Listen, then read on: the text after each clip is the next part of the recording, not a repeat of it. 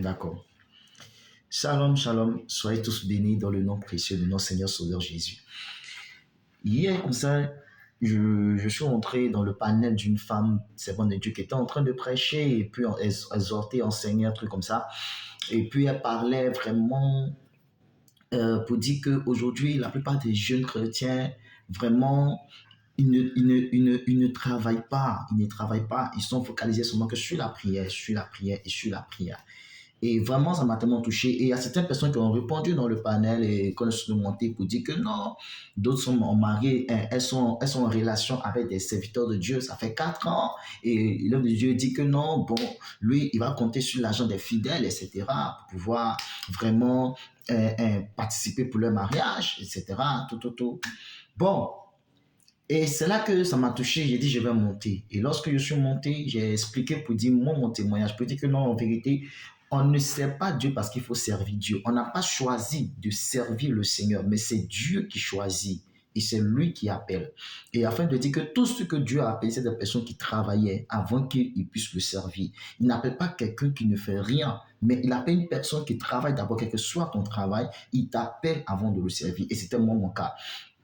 Et voilà, elle a dit non, mais pour toi, c'est un cas exceptionnel. Et c'est là que j'ai dit, depuis que j'ai pris ma maison, parce que je m'ai dit non de chercher à me marier, quand j'ai pris ma maison et que j'ai pris la maison, je n'ai jamais dit à tous ceux qui sont rentrés dans la maison, je n'ai jamais dit à une que, viens, tu vas participer avec moi pour payer mon loyer. Mais quand elle me veut apporter 1000 francs, 1000 francs, je dis non, je refuse. La seule chose qu'elle peut faire, c'est en matière de la cuisine. Voilà, parce qu'il peut arriver que souvent la nourriture peut manquer. Donc, elle peut avoir les jetons pour pouvoir faire la cuisine. Il n'y a pas de problème. Mais pour dire que payer mon loyer, non, je ne permets pas ça à une femme de payer mon loyer. Moi, c'est mon cas. Elle a dit non, on comprend, etc. Elle m'a dit, mais est-ce que tu appelles tu t'envoies des gens pour dire non, il y a un problème de ma maison, etc. J'ai dit non. C'est là que j'ai dit, voilà. Vous voyez, c'est vrai qu'il arrive que, il y a des gens, la prière c'est bon. La prière c'est bon. Mais ce que vous devez savoir aussi, il y a le travail aussi qui est très important. Et lorsqu'elle a parlé des cas, elle dit pour toi c'est un cas exceptionnel. Si Dieu t'a vraiment appelé, il va vraiment souvenir à tes besoins. Il dit gloire à Dieu. Et on a commencé à avancer. Maintenant, moi je vais m'adresser aussi à nos jeunes sœurs. Je ne sais pas, peut-être que tu vas tomber sur cette vidéo. Je vais m'adresser à nos jeunes sœurs. Je vais m'adresser à nos jeunes sœurs. Lorsque vous rentrez dans le monde et que vous avez attrapé des gourmets avec les gens, les païens, et que vous venez dans le Seigneur, sachez aussi vous comporter.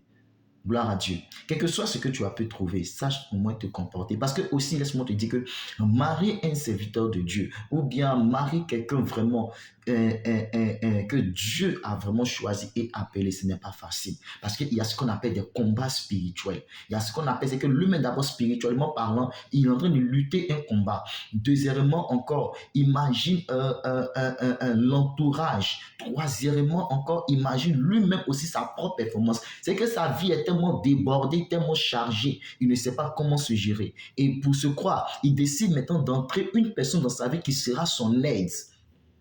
Dieu a créé l'homme pour l'aider à cultiver la terre. Dieu a créé l'homme pour l'aider à travailler, à cultiver la terre. Mais l'homme étant seul, étant fatigué, lui, Dieu, il a eu son aide.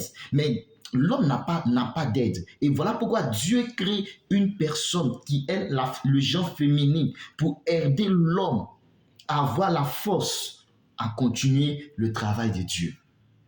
Est-ce qu'on se comprend bien? Aujourd'hui, le monde est renversé. Quand tu vois une femme qui te dit que non, toi, si tu ne peux pas m'aider, c'est mon fou, toi, il faut laisser. Moi, j'ai besoin de quelqu'un qui va m'aider, etc. Mais attends, donc chaque fois, tu vas l'embrouiller. Lui-même, d'abord, il est embrouillé.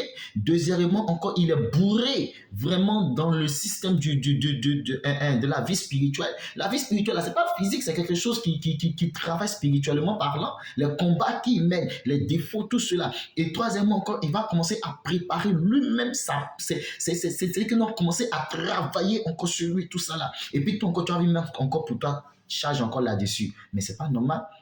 Et ça fait que quand c'est comme ça, d'autres vont commencer à dire non, il est compliqué, ou bien il est ceci, elle est ceci, etc. Ou bien il est comme ça, tout. Mais attends, il faut l'aider.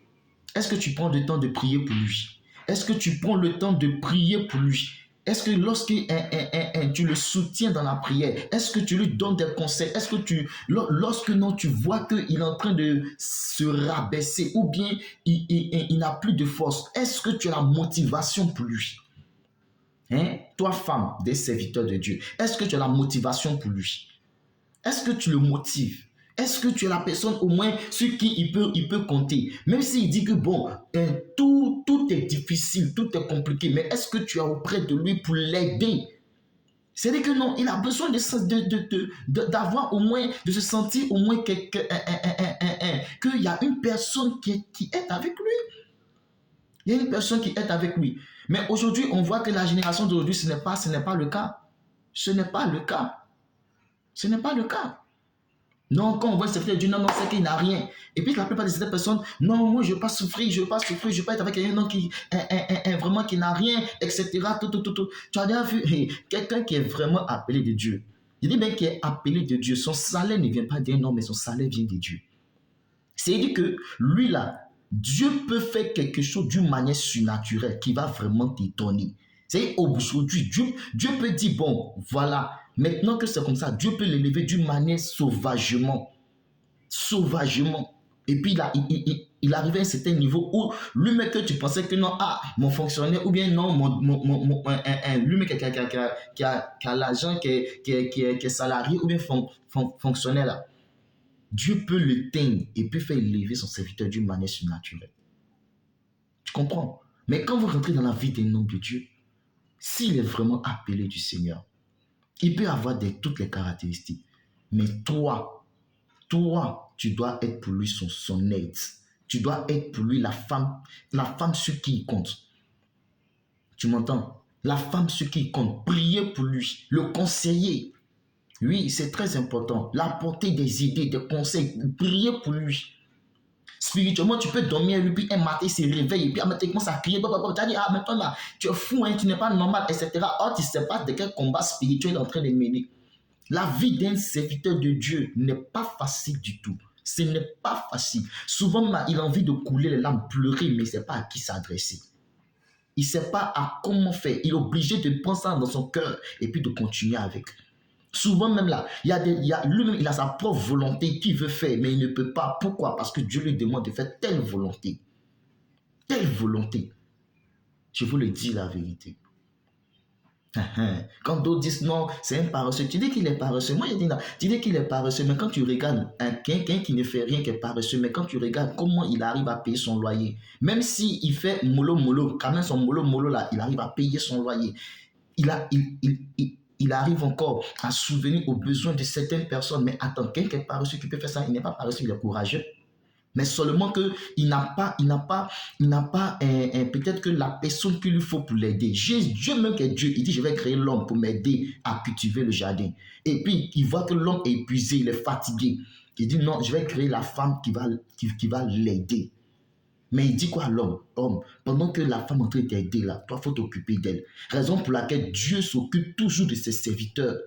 Dieu s'occupe toujours de ses serviteurs. Il permet de prendre soin d'eux. Il permet qu'ils ne manquent pas à manger. Il permet qu'ils ne manquent pas soif. Mais quand c'est compliqué, Dieu sait que ces serviteurs-là se battent. Il ne va jamais pour dire que non, chercher à les maudire. Au contraire, il sait que ces serviteurs se battent. Donc, il aura toujours les paroles qui vont toucher les cœurs. Il aura toujours ce qu'il faut faire. Mais quand il voit que le serviteur veut abandonner, il sait comment il va faire pour pouvoir ramener son serviteur à lui pour dire, prends courage, je suis avec toi.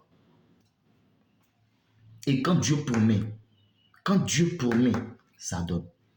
Donc, à toutes les personnes qui sont avec des serviteurs de Dieu, si tu ne veux pas avec un homme de Dieu, ça c'est ton cas. Mais si tu veux avec lui, ne le prends pas pour paresseux. Au contraire, sois son aide, joue ton rôle, prie pour lui, afin que les combats spirituels qu'il mène dans le secret, pour dire à Dieu, Seigneur, je combats, il soit ferme d'esprit.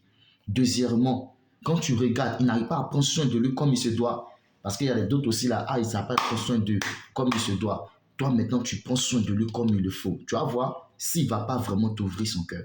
Tu vas voir s'il ne va pas te donner son cœur. La manière qu'il va t'aimer. Toi-même, tu vas apprécier quand tu vas dire, ouais, c'est maintenant je comprends. Dieu te bénisse.